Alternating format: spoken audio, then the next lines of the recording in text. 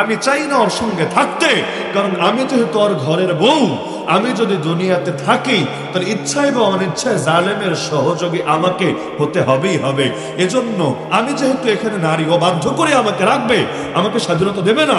সুতরাং আল্লাহ, আমি আর দুনিয়াতেই থাকতে চাই না, আমাকে তুলে নেন আপনার কাছে, জান্নাতে একটা ঘর বানায় দেন আমার জন্য আপনার নিকটে। ফুটবলের গোল ওই দিতে থাকে, সামনে ওর আশা লাগে না, তো পেছন থেকে মূল কলকাঠি তারাই নাড়ে। এই বাংলাদেশেও ব্যবসায়ীরা অনেক সময় ক্ষমতায় যায় না, দলও করে না, কিন্তু এমন কিছু পাওয়ার ওরা সঞ্জীবিত করে রাখে, ক্ষমতায় যেই আসুক ওদেরকে নিয়েই চলা লাগে। তাহলে আমরা যদি অন্তত এই দেশে ইসলামের পক্ষে এমন শক্তি বানাতে পারতাম, অন্তত এই দেশে কোরআনের বিরুদ্ধে কেউ কিছু করতে পারতো না। কিন্তু ওইটাও নেই আমাদের, ওইটাও নেই। আল্লাহ হেফাজত করুন। এই জন্য সমাজে ন্যায় বিচার প্রতিষ্ঠা করতে চাইলে গণ দাওয়াত প্লাস গণ আন্দোলন, গণ বিপ্লব লাগবেই লাগবে।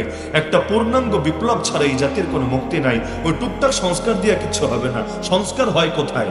মূল ঠিক আছে, উপরে নিচে একটু সামান্য সামান্য ঝামেলা আছে, একটু এডিট করে দিলেই চলবে, কিন্তু এখানে ওই মূলেই ঝামেলা। এজন্য সংস্কারে হবে না, আমাদেরকে আমূল সিস্টেম পরিবর্তন করতে হবে। কারণ ট্রাক নষ্ট, সামনে যায় না। এখন উপরে ওইটা ধাক্কাইলে ট্রাক যাবে তো, তাই না? উপরে ওঠে ধাক্কা মারলে, ট্রাকের উপরে ওঠে ধাক্কা মারলে সামনে যাবে না? যাবে না। আমাদেরকে নেমে এরপর ঠেলা মারতে হবে। তাহলে ওই সিস্টেমের ভেতর ঢুকে সিস্টেম চেঞ্জ করার মতো এই কার্যকারিতা নাই এখানে। এখানে সিস্টেমটাকে আমূল বদলে ফেলতে হবে, খালি নেতা না, পুরো নীতিটারই উপরে ফেলতে হবে। পারবেন তো ইনশাআল্লাহ? তো ন্যায় বিচার কিভাবে প্রতিষ্ঠিত হবে, ন্যায় বিচার প্রতিষ্ঠার গুরুত্ব কি, ন্যায় বিচার প্রতিষ্ঠার ব্যাপারে রবের আদেশ কি, সবগুলো বলে দিলাম। শেষ করি সেই আয়াতটা বলে, যেটা প্রত্যেক খুতবায় আপনারা শোনেন, তবে আরবিতে শোনেন তো, এজন্য গায়ে লাগে না আর কি। ইন্নাল্লাহা ইয়া'মুরু বিল আদলি ওয়াল ইহসান, শোনেন না? ওই ফাজকুরুনি আযকুরকুমের আগে বলে, ফাজকুরুনি আযকুরকুম শুনলে তো সবাই দাঁড়ায় যান, বলাও লাগে না, এমনি দাঁড়ায় যান। চিন্তা করেন, এখন আর বসে থাকার সময় নেই। আচ্ছা, ওই এর আগে কিন্তু খতিব সাহেবরা বলেন, ইন্নাল্লাহা ইয়া'মুরু বিল আদলি ওয়াল ইহসান ওয়া ইতা'i যিল কুরবা ওয়া ইয়ানহা আনিল ফাহশাই ওয়াল মুনকারি ওয়াল বাগই ইয়াইযুকুম লাআল্লাকুম তাযাক্কারুন। এই ইন্নাল্লাহা, নিশ্চয়ই আল্লাহ, ইয়া'মুরু, আদেশ দেন, বিল আদলি, বিল আদলি, এই আদল মানে ন্যায় বিচার, আদল মানে ইনসাফ, আদল মানে সমতা। তাহলে আল্লাহ তাআলা ইনসাফের আদেশ দেন, ওয়াল ইহসান, এবং অনুগ্রহ করার আদেশ দেন, যেটা ইনসাফের উপরে। সুতরাং ইনসাফ, ন্যায় বিচার প্রতিষ্ঠা করা ঐচ্ছিক কোনো ব্যাপার না, এটা আমার রবের আদেশ। বুঝতে পারলেন? রাজনীতি করেন কি করেন না এটা বড় বিষয় না, কিন্তু ন্যায় বিচার প্রতিষ্ঠা করতে হবে। এটা কার আদেশ? এটা কার আদেশ? আর অন্যায় বিচার প্রতিষ্ঠা করা, তাহলে তার নিষেধ। ন্যায় বিচার প্রতিষ্ঠা করা যদি আদেশ হয়, তাহলে অন্যায় বিচার প্রতিষ্ঠা করা নিষেধ হবে। আগামী দিনেও যারা অন্যায় বিচার প্রতিষ্ঠায় সহযোগী হবেন, মাথায় রাখেন, পাপের দায় আপনাদের কাঁধেও আসবে, এবং এই শিরিকের বোঝা নিয়ে হাসরের ময়দানে আল্লাহর সামনে এই পাপী মুখ নিয়ে দাঁড়িয়ে জবাবদিহি করতে হবে।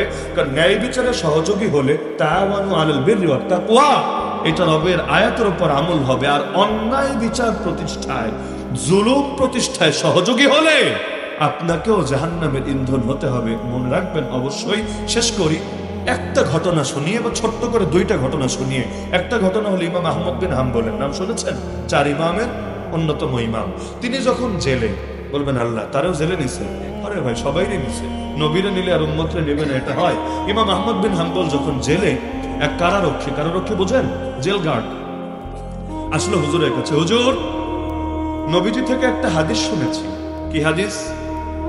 যে ব্যক্তি জালেমের কাছে যায়, জালেমকে সাহায্য করে, জালেমকে সমর্থন করে, জালেমকে সত্যায়ন করে, নবী নাকি বলেছেন সে আমার কেউ না, আমিও তার কেউ না, এবং সে হাউজে কাউসারে আমার ধারে কাছে আসতে পারবে না।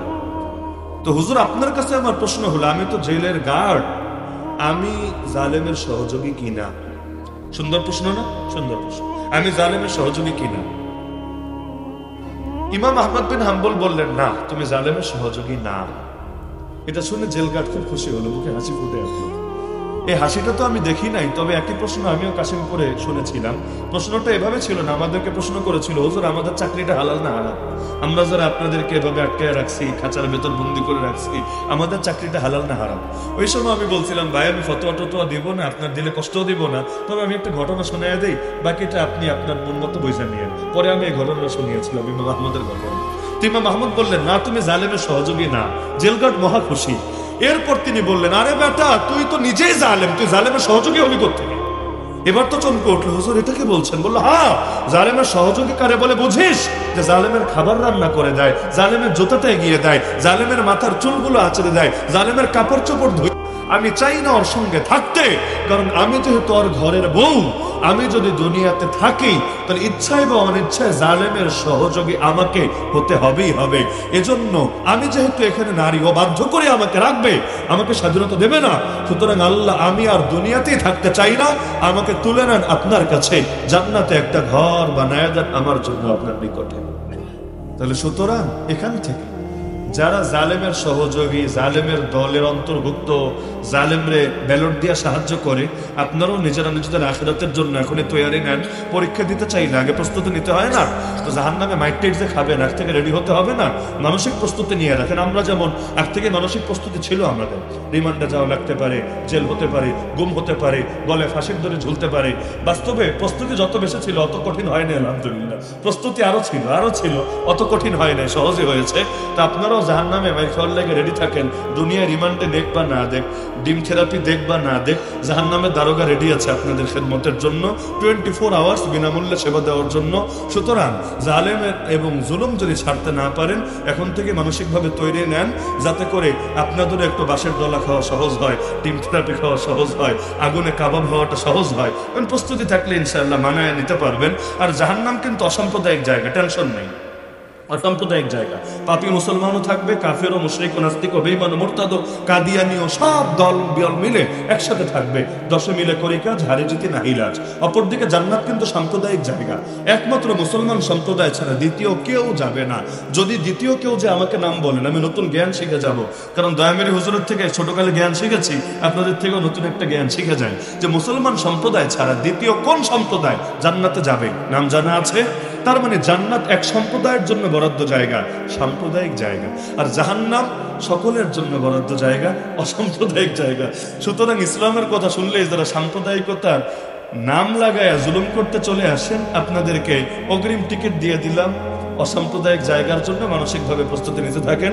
কারণ ডিম বিরিয়ানি খায়া জান্নাতের টিকিট দিলে যদি মুখে হাসি ফোটে, আমরা কিছু না খায়া উল্টাটার টিকিট দিলাম, অসাম্প্রদায়িক জায়গার টিকিট দিলাম, এখনো একটা হাসি তো পেতে পারি নাকি? তো যাই হোক, অনেকগুলো কথা বললাম, আশা করি অনেকে কষ্ট পেয়েছেন। তবে এর জন্য আমি ক্ষমা চাইবো না, শুরুতে যেটা বলেছি সেটাই আবার বলবো। ইনশাআল্লাহ দিলের একটু অপারেশন করে নিলে কষ্ট লাগবে না ইনশাআল্লাহ। আর আশপাশে যারা কষ্ট পেয়েছেন, কিছু করার নেই, কি আর করা, সব দিন তো এক থাকে না। দিন যেহেতু চেঞ্জ হয়েছে, কিছুদিন আপনাদেরও একটু সহ্য শক্তি বাড়াতে হবে, হজম শক্তি বাড়াতে হবে। এখন তো তেমন কিছু করার নাই। দোয়া করি আল্লাহ আপনাদেরকে সবরে জামিল দান করুক, পেটের হজম শক্তিটা একটু বাড়াক, ভালো মন্দ খাওয়ার তৌফিক দান করুক। আমিন। ওয়া আখিরু দাওয়ানা আলহামদুলিল্লাহি রাব্বিল আলামিন। আসসালামু আলাইকুম ওয়া রাহমাতুল্লাহি ওয়া বারাকাতুহু। সবাই দুরূদ শরীফ পাঠ করে মুখতাসার দোয়া হবে।